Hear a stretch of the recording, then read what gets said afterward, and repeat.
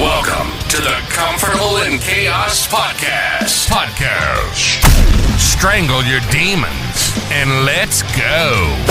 Y'all need Jesus!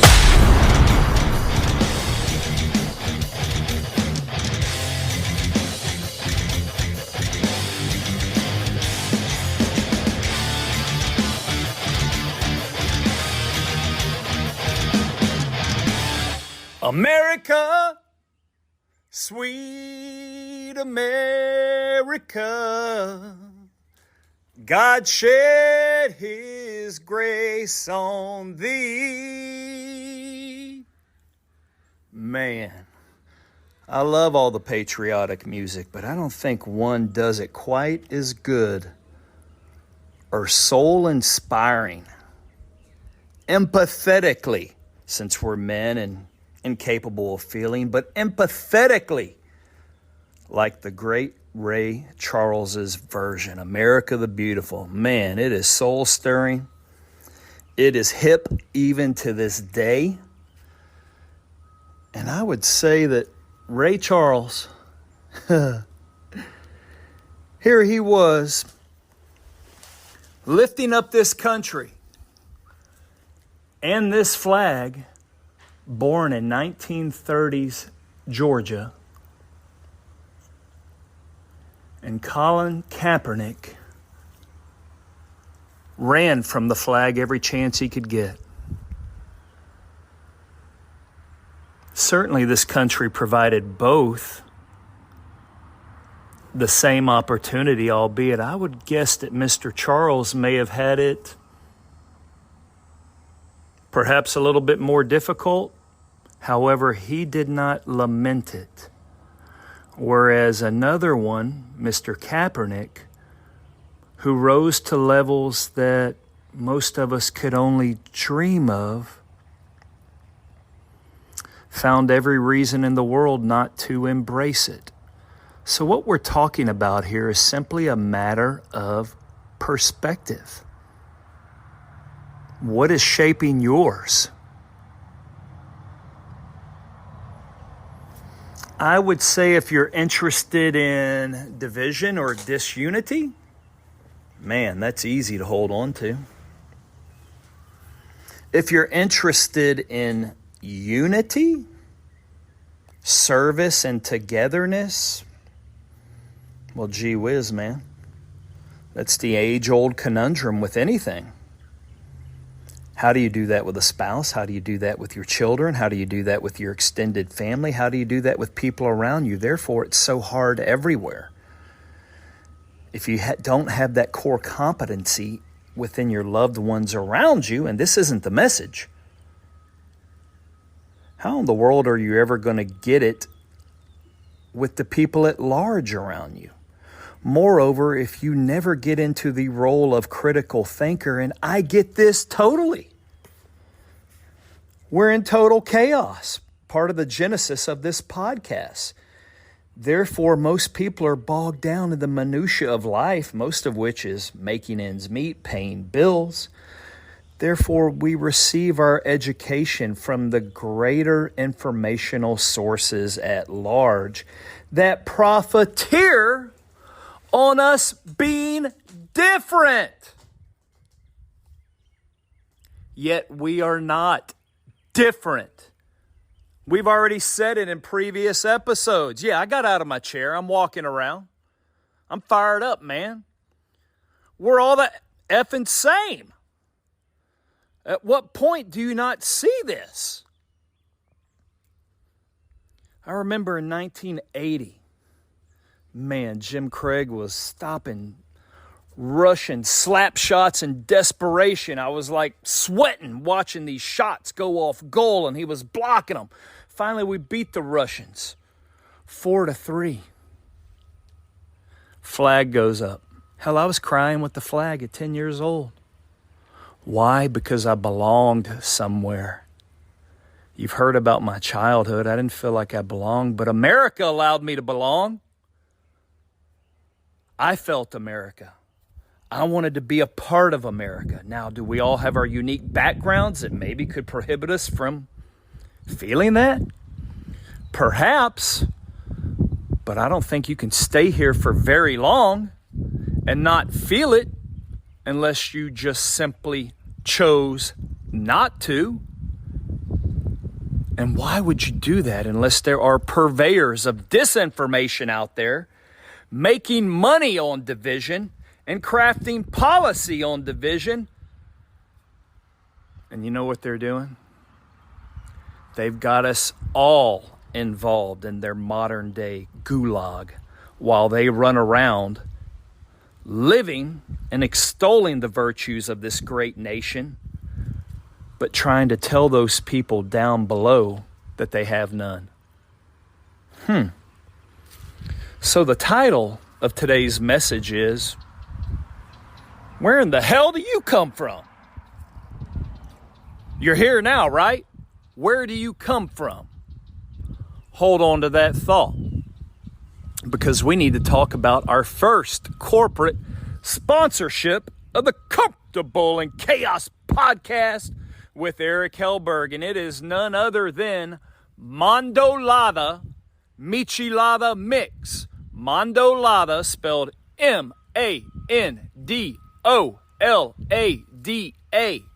Michelada Mix. Put some spice into your life, baby, and spice up your beverages. Mix it with your beer of choice. You can find Armando Acosta and Mandolada Michelada Mix on Facebook. And guess what? He is Mexicano. My God, his family's from Mexico. But guess what? He's an American now. Does he still have heritage and culture that he embraces? Well, guess what? I married his sister. Thank God he decided to give me a sponsorship, right? We know a little bit about that stuff. There were only 10 white dudes at our wedding in 1998. 500 strong. Most of them were all Mexicano. Should I have embraced my Bowie knife, put my back up against the door and said, hell, man, I'm at the Alamo. I got to fight my way out of this mother... No, you know what I did? Coming from no family, no identity, I wrapped my arms around that mofo and said, let's go. I want every bit of it that you've got, man. And up until the places in Mexico where my wife's family was from became too damn dangerous, because the U.S. doesn't care one damn bean about going down there and making that place a better country. They want to get involved everywhere else. Well, we used to go there all the time. Hell, I became more Mexican than a lot of Taco Bell Mexicans. It's a great place. It's a country like many others that are being exploited all around the world. It has everything, yet it's in chaos. So if I could grab onto an identity, and then in the course of that, my wife tells me about her education coming up on the Rio Grande Valley. Hell, they were still talking about Blackjack Pershing, going down into the Mexican Revolution, chasing Pancho Villa. She didn't start getting patriotic until I took her over to France for the 60th anniversary of D-Day. And we started going to all these places of strategic significance and what all had taken place in this world and how our country had a big part in it. And she felt it too. She felt it too. What I think we all need to do is we need to all start lining up at the borders of other countries. If they will even allow us to get there, we need to go to some of these other countries en masse. I don't know if they have walls. Of course, Israel has a wall. Hamas just breached that. Whether that was planned, allowed, or not, maybe we'll get to that down the road. So you pick a border for me, and we're going to get, 100 Americans. We're going to line up. Maybe that country has a river. Okay, well, I'll stand on the edge of the river. I mean, I know how to swim. We have a swimming pool. Hey, there's America for you. So maybe we'll ford that river and get up next to the wall. You think they're going to let us in? We're the only country doing it, man. Moreover, we're the only country that people are willing to do that for. Now, here's my next question. How would they tell if we're Americans at their border? Let's see. I'm white, supposedly, but my son's very curious. So guess what? He did Ancestry DNA or Ancestry.com, and he came back to me and he's like, hey, Dad, did you know we're black? I'm like, we're black, dude? Okay. I mean, well, tell me about it. He's like, yeah, right here. It says we have this much percentage of black in us. I'm like, well, dude, here's the whole deal on that. Part of my family's from Sicily. Sicily was conquered by the Moors. Well, the Moors were African. Now, you can get into the debate, were they sub-Saharan Africans? Were they strictly from the north, whatever? The end result was a dark complexion. Okay, so we got that in us. On the other side, I know one of my grandfathers, since my father was adopted, but on my mom's side, he used to tell me, Eric, I don't know what the hell I am, but I know it's 3 parts. I'm black, Irish, and Indian. Oh, man, okay. Well, I'm one hell of a smorgasbord of stuff, but since my wife is puro mexicana, well, that makes my kids primarily Mexican. All right, so we figured out where we came from Ancestry.com. If you're wondering too, go check it out, man. No plug, no money coming from them, just interesting. And you've already heard me say, if you don't know your history, you're condemned to repeat it. It's been going on since history started being made. I'll tell you another interesting tidbit. I remember for one of my son's birthday parties, he wanted his buddies over here. All right, well, so we went to 5 Under. Hell, it may have been called Top Golf back then. 5 Under, great place. My daughter worked there for some time. And here's who the cast of characters were. One's a fair-skinned Irishman with red hair. One's Vietnamese. One's African-American. The other 2 dudes beats the hell out of me.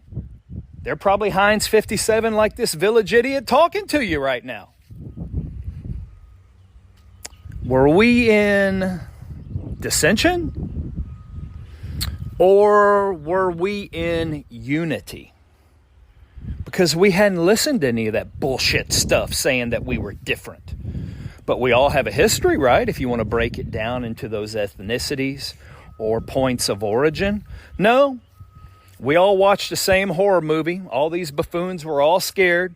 Only half of them decided they had to go play video games with my son. Half of them decided to stay on the couch with me and be spooked out. All right. We all ate the same food. We all played the same game of baseball.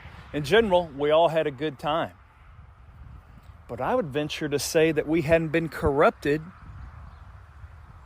by all the lame duck crap that's put out that we're supposed to be adhering to, that only inspires differences in division and keeps people from actually uniting and getting something done, for God's sakes.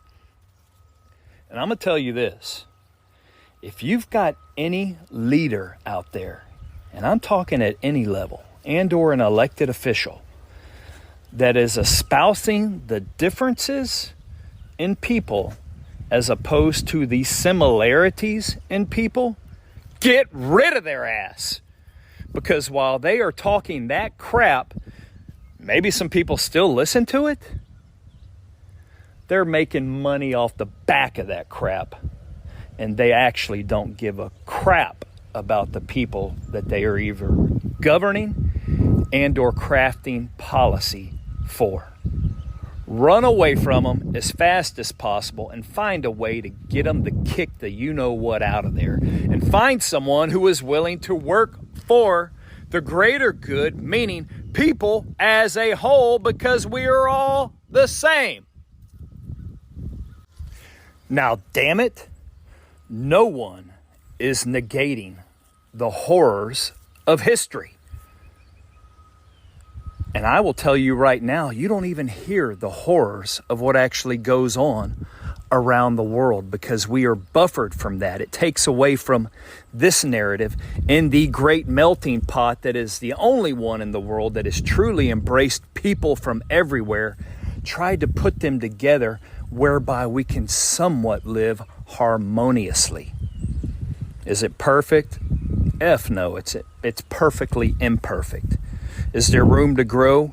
Hell yes. But you've heard me in past episodes saying if we keep looking back, we're never going to go forward. And if you have someone who wants to keep you behind, then that leader does not want you to go forward, because there has to be a reason why they want to keep you back there. Don't let it happen to you. Everyone has been disenfranchised. There is disenfranchisement happening across the globe. I could bore you with what goes on the continent of Africa right now. It's barbaric. It's horrific. I could bore you with what is going on as we make that bridge through the Horn of Africa or the Middle East. It is horrific. It is barbaric. Go to some other far-flung places whereby if you were uneducated and you have the untrained eye, and the only way that you could become educated in that populace and look at a group or groups of people that look similar because you've never been exposed to them before, you would have to put the time in to understand the intricacies and the differences between these two groups. But did you know, and I've been to some of these places in the world, that these groups, to the untrained eye, if you were just picked up and dropped there right now, you would not immediately recognize the differences, and that those groups also have disdain for one another? This is the only country whereby an effort was made to embrace it all. And that's why, despite looking different, we're all the same. A brotherhood, like Ray Charles was so thrilled to sing about, and you can feel that in his song. Now, going back to that birthday party, my son's birthday party, we had one of his best baseball buds with him, Vietnamese. He's here. His family's here. Yet America and a bunch of other countries fought one hellified war in his country that displaced and killed millions. All right. We had the fair-skinned Irishman. Okay. Well, why in the world did everyone from Ireland come here in the first place? One, they didn't have enough resources in that godforsaken country to support the populace, so it was poor leadership. There was an essence of religious liberty there too. We've known about that going back into Ireland, Protestant Catholicism, okay, all that good stuff. Well, the Catholics weren't going to be prohibited from taking care of business here in America. What happened to those guys once they got here? I mean, gee whiz, most of the urban centers in America on the East Coast were built by these guys, huddled in vermin-filled tenements, 10 and 12 to a room. All right? Well, my great-grandparents had just come over from Sicily on that side of the family. I still used to hear them talk about the words wop, greasy, dago, all these engendering things. Drive over a bridge in New York City. Look at the subway system. You think that was easy work where they were forced to go? All the Chinese that are here. Have you ever seen a train go by in this country? Who do you think laid all that track in pretty arduous conditions? I mentioned my grandfather talking. He said, I don't know what the hell I am, Eric. I'm black, I'm Irish, and I'm Indian. Okay, well, we know about Indians. But yet the Indians to this day are happy. I'll just speak from our own place up in New Mexico. I mean, the Indians aren't gambling at their own casino. They're not making food at their own casino for other Indians. They're making it for idiots like me.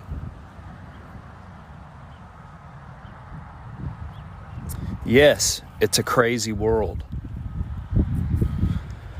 But here in America, isn't it a good enough place at this point that we have enough distance behind us where we can all start locking arms, holding hands. You don't have to get kumbaya on me, but start pursuing unity instead of a lack of harmony.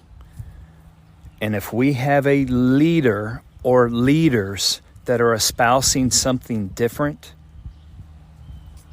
how do you expect to ever get there? And if you are truly concerned about moving forward and making this country a better place for everyone involved, that's really what it's going to take. In closing, and I think I've made my point, hopefully so. Hopefully this imprints in your mind, and I'm sure you've already thought about it because we've had so much BS preached to us otherwise.